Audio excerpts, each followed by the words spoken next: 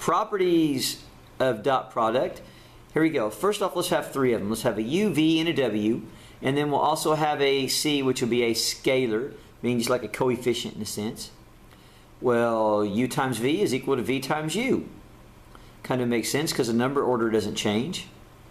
Oh, and if I have 0 times v, you're going to get 0. Well, that makes sense because what's 0 times anything going to be?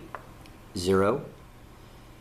Ooh, this is kind of like distributive property, isn't it? A u in front, u goes to v plus u times w will give us the same answer if we add v and w and then multiply by u. Okay? Oh, this is in a sense, v times v is like having the magnitude squared. And if you think about it, because it is the same number in a sense, it does make sense. And here's another one, somewhat like, it's like the associative property here. It doesn't matter whether you take u times v and then multiply by c, or you can take c times u then multiply by v, or you can take the c times v and then multiply it by u. If it's all multiply, the order we multiply it in doesn't really matter. In a sense, dot product is a way for multiplying of vectors. All right? So, how do we use these properties, Coach Tony? Well, glad you asked that. Because here we go.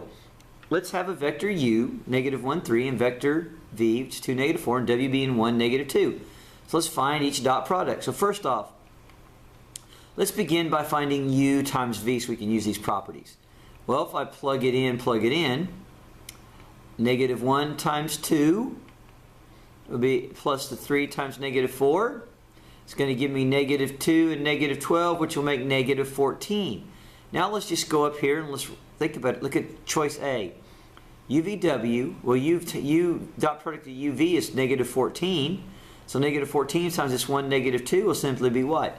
Just like distributed property, -14, 28.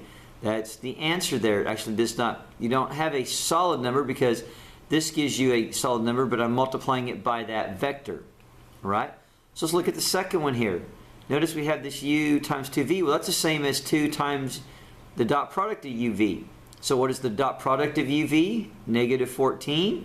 So multiply 2 times -14, and the answer is -28. That's all that's involved. A lot of times in these products, just helping to make the math a little bit easier and simpler.